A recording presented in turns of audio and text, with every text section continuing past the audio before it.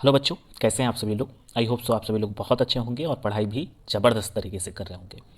कल की क्लास में हम लोगों ने चैप्टर 2 क्लास 12 का chapter 2 sexual reproduction in flowering plants को स्टार्ट किया है। उसके 10 क्वेश्चन डिस्कस किए थे। आज भी हम लोग पी वाई क्यू डिस्कस करेंगे। ठीक है, पी वाई क्यू डिस्कस करेंगे और वो भी है चैप्टर नंबर 2 का ही है, sexual reproduction in flowering plants. Previous year question paper जितने भी आए हैं, मतलब प्रीवियस ईयर में, उन सभी क्वेश्चन को हम 10 10 क्वेश्चन, कितने क्वेश्चन डिस्कस करेंगे, 10 क्वेश्चन डिस्कस करेंगे बेटा।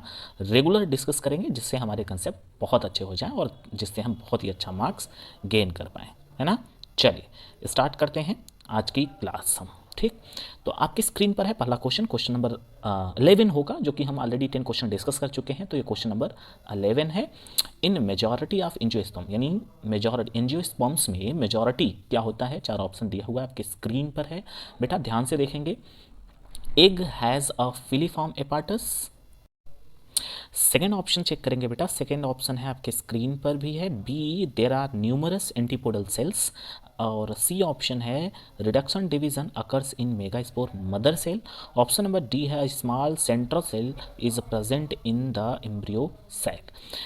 ये ऑप्शन ऑलरेडी हमने पढ़ रखा है, क्या है, egg is a filiform apparatus. तो ये क्वेश्चन ये पूछ रखा है बेटा, ध्यान से देखेंगे। ये कह रहा है कि मेजॉरिटी ऑफ एंजियोस्पर्म में इन चार ऑप्शन में क्या होता है। ठीक है, एक हैज़ अ फिलीफॉर्म एपार्टस, यानी एक जो है उसके पास फिलीफॉर्म एपार्टस होता है। ये भी बिल्कुल बात गलत है यहाँ पर। There are numerous antipodal cell, यानी बहुत नंबर में एंटीपोडल सेल होते हैं, ये भी गलत है बेटा।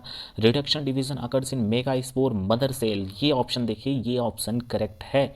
और डी ऑप्शन की तरफ जाएंगे, a small central cell is present in embryo sac, तो ये बिल्कुल भी गलत है। तो यहाँ पर हम 11 नंबर क्वेश्चन का जो आंसर सेलेक्ट किया हमने, सी आंसर है। जिस लोगों ने पहले, जिन स्टूडेंट ने पहले सेलेक्ट किया था वो +4 कर लेगा, जिसका गलत हो चुका है वो -1 करेगा। मूव करेंगे हम नेक्स्ट क्वेश्चन की तरफ, ध्यान से देखेंगे। क्वेश्चन नंबर 12 है आपके स्क्रीन पर बेटा, ध्यान से इसको फोकस करके देखिए आप। क्वेश्चन नंबर 12 ये कर रहा है, चेक करेंगे। ओके ओके, अब चेक करते हैं। ठीक है, क्वेश्चन नंबर 12 है, यानी क्वेश्चन नंबर आज का दूसरा है बेटा, pollination in water hyacinth and water lily. ठीक है, water hyacinth and water lily की बात कर रहा है। Brought about the agency of, यानी किसके द्वारा पॉलिनेशन होता है, किसमें, water hyacinth and water lily में। ऑप्शन ए है वाटर, क्योंकि ये दोनों वाटर में होते हैं।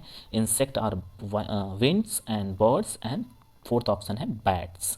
ठीक है, आपकी स्क्रीन पर चार ऑप्शन दिए हुए हैं और आप हमें बताएंगे ये दोनों वाटर में हैं। पहले आप अपना आंसर सेलेक्ट कर लीजिए, उसके बाद हम एक्सप्लेन करते हैं। आई होप कि आपने अपना आंसर सेलेक्ट कर लिया था।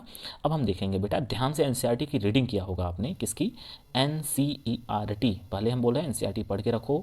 एनसीईआरटी की रीडिंग अगर आप करके रखे होंगे तो आप इसका आंसर सेलेक्ट कर चुके होंगे। इसका आंसर होगा ऑप्शन नंबर बी, क्योंकि water hyacinth and water lily जो होते हैं ये इंसेक्ट एंड विंड दोनों के द्वारा क्या होते हैं, पॉलिनेशन शो करते हैं, यानी इसमें पॉलिनेशन होता है बेटा। ठीक है, अब मूव करेंगे हम क्वेश्चन नंबर नेक्स्ट। ठीक है, जो हमारे स्क्रीन पर आ चुका है ऑलरेडी। क्वेश्चन नंबर 13 है, the ovule of an angiosperm is technically equivalent to, यानी जो एंजियोस्पर्म में जो ओव्यूल होता है वो टेक्निकली किसके बराबर होता है। चार ऑप्शन दिया है, megasporangium, megasporophyll, megaspore mother cell, megaspore. ये चार ऑप्शन है, अच्छे से आप अपना पढ़ लीजिए ऑप्शन को और इसका आंसर सेलेक्ट करके आप हमें बताएं कि जो ओव्यूल जो होता है वो टेक्निकली किसके इक्विवेलेंट होता है। ठीक है, आई होप कि आपने अपना आंसर सेलेक्ट कर लिया होगा बेटा। अब ध्यान से देखेंगे, इसका आंसर होगा the ovule of an angiosperm technically equivalent किसके, मेगा स्पोरेंजियम के। ठीक है, मेगा स्पोरेंजियम के इक्विवेलेंट होता है कौन, ओव्यूल। किसका ओव्यूल, एंजियोस्पर्म का ओव्यूल जो होता है मेगा स्पोरेंजियम के इक्विवेलेंट होता है। ठीक है बेटा, अब हम मूव करेंगे अपने नेक्स्ट क्वेश्चन की तरफ। क्वेश्चन नंबर 14 है आपके स्क्रीन पर, ध्यान से फोकस करके इसको सॉल्व करने की कोशिश करेंगे आप लोग। क्वेश्चन नंबर 14 है, male gametophyte in angiosperms produce, यानी जो मेल गैमेटोफाइट होता है एंजियोस्पर्म में क्या प्रोड्यूस करता है। ये सभी क्वेश्चन बेटा आपके एनसीईआरटी से हैं, अगर आप ध्यान से पढ़े होंगे तो सारे क्वेश्चन का आंसर आप इजीली दे पाएंगे। ठीक है बेटा, ध्यान से देखिए आप इसको।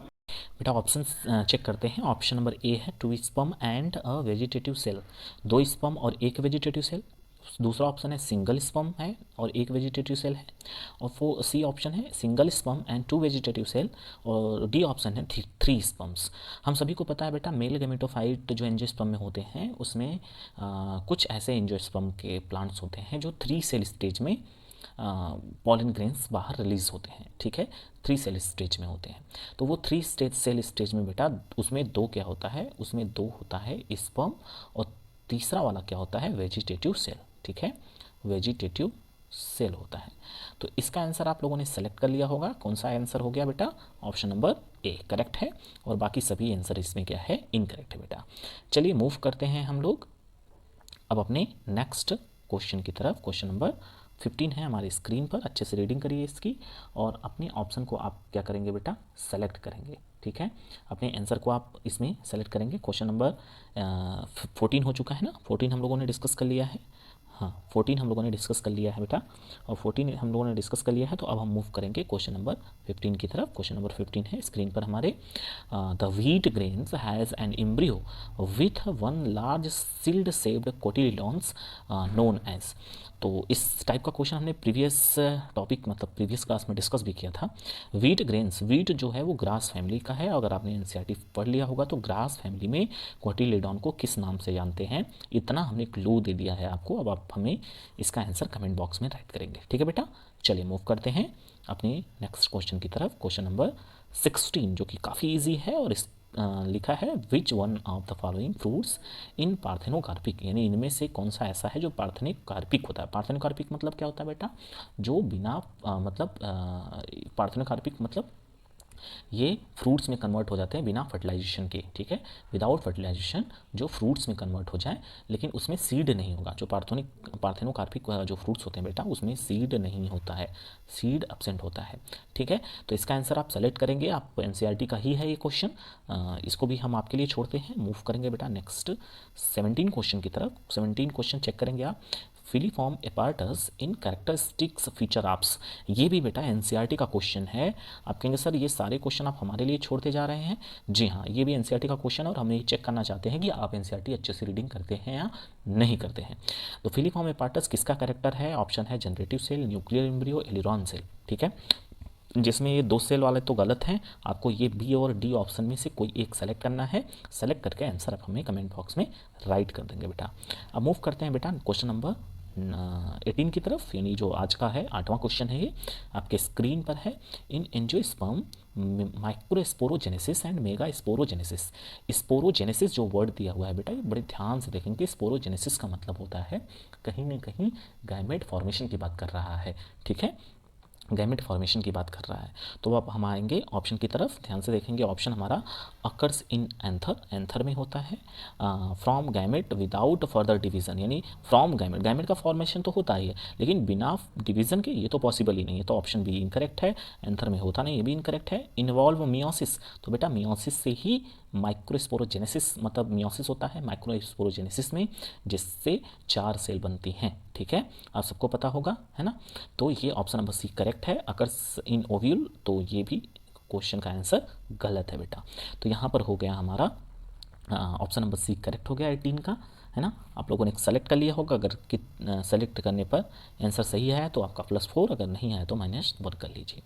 क्वेश्चन नंबर 19 है जो कि आपकी स्क्रीन पर है। ये क्वेश्चन कल हमने डिस्कस कर लिया है ऑलरेडी, चेक करेंगे। Coconut water from a tender coconut is immature embryo है, फ्री न्यूक्लियर एंडोस्पर्म है, inner most layer of the seed code है, या डीजेनरेटेड न्यूसिलस है।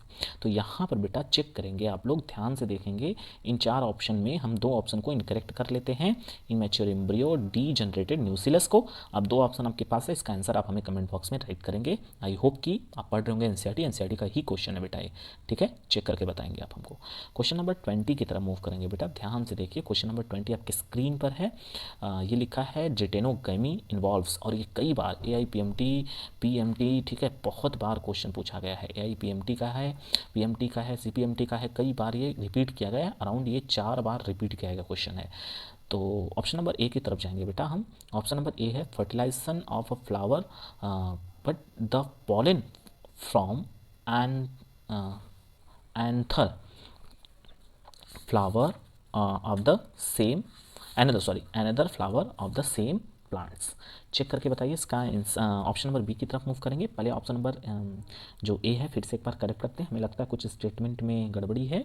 Fertilization of a flower by होगा बेटा यहाँ पर, बाई द पॉलिन फ्रॉम, ठीक है, pollen from another flower of the same plants. ठीक है बेटा, बस सब कुछ करेक्ट है यहाँ पर, बस बाई होना चाहिए। ठीक है बेटा, एक बार चेक कर लेंगे। ओके, ठीक है, एक बार चेक करेंगे, यहाँ पर बी टी की जगह नहीं, यहाँ बाई होगा। ठीक है, मिस टाइपिंग हो गया है। Fertilization of a flower by the pollen tube, यानी ये कह रहा है कि sorry, fertilization of the flower में फर्टिलाइजेशन होता है किसके द्वारा? पॉलिन के द्वारा होता है बेटा। ठीक है, पॉलिन के द्वारा होता है। Another flower of the same plants, यानी एनदर दूसरे फ्लावर में लेकिन सेम प्लांट में। ये बहुत इंपॉर्टेंट है, एक बार चेक करेंगे। थोड़ा सा मिस टाइपिंग की वजह से हमने शायद सही से ऑप्शन नहीं पढ़ा, फिर से एक बार चेक करेंगे। क्वेश्चन है जिटेनोगमी के बारे में पूछ रहा है, जो ऑलरेडी एनसीईआरटी में दिया हुआ है। ऑप्शन नंबर ए कह रहा है बेटा फर्टिलाइजेशन होगा फ्लावर का पॉलन के द्वारा। ठीक है, किसके द्वारा? पॉलन के द्वारा होगा किस एक फ्लावर से दूसरे फ्लावर में, बट वो फ्लावर किस में होगा? वो सेम प्लांट होगा। तो आप सबको पता है जिटेनोगमी का डिफिनीशन ही यही है बेटा, जिटेनोगमी का डिफिनीशन ही यही है कि जिटेनोगमी में अलग अलग फ्लावर में फर्टिलाइजेशन होता है जो कि सेम प्लांट पे होते हैं। ठीक है, जीनोगमी में अलग अलग प्लांट होते हैं, लेकिन जिटेनोगमी में क्या होता है बेटा? जिटेनोगमी में एक ही प्लांट में दो फ्लावर अलग अलग प्लेस पर हों, लेकिन उनके बीच में पॉलन से क्या हो जाए? फर्टिलाइजेशन होगा। तो ऑप्शन नंबर ए करेक्ट है बेटा।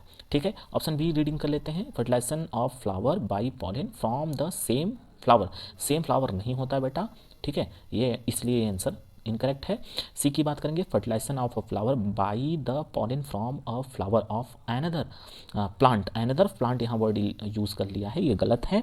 सेम प्लांट पर एनदर फ्लावर में होता है बेटा। तो ये भी आंसर क्या है, मतलब ये भी स्टेटमेंट इनकरेक्ट है। डी ऑप्शन की तरफ जाएंगे।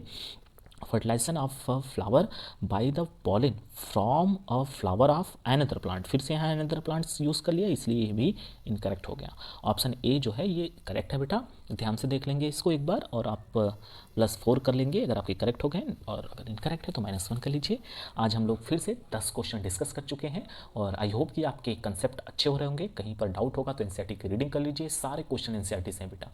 ठीक है, तो चलिए फिर से मिलेंगे नेक्स्ट डे 10 क्वेश्चन के साथ। अच्छे से एनसीईआरटी पढ़िए। अभी हम sexual reproduction in flowering plant को ही डिस्कस कर रहे हैं। ठीक है, अभी 2-3 दिन और क्लासेस होंगी इसकी, उसके बाद हम मूव कर जाएंगे चैप्टर नंबर 3 की तरफ, जो क्लास 12 का चैप्टर 3 है। ठीक है, ह्यूमन रिप्रोडक्शन।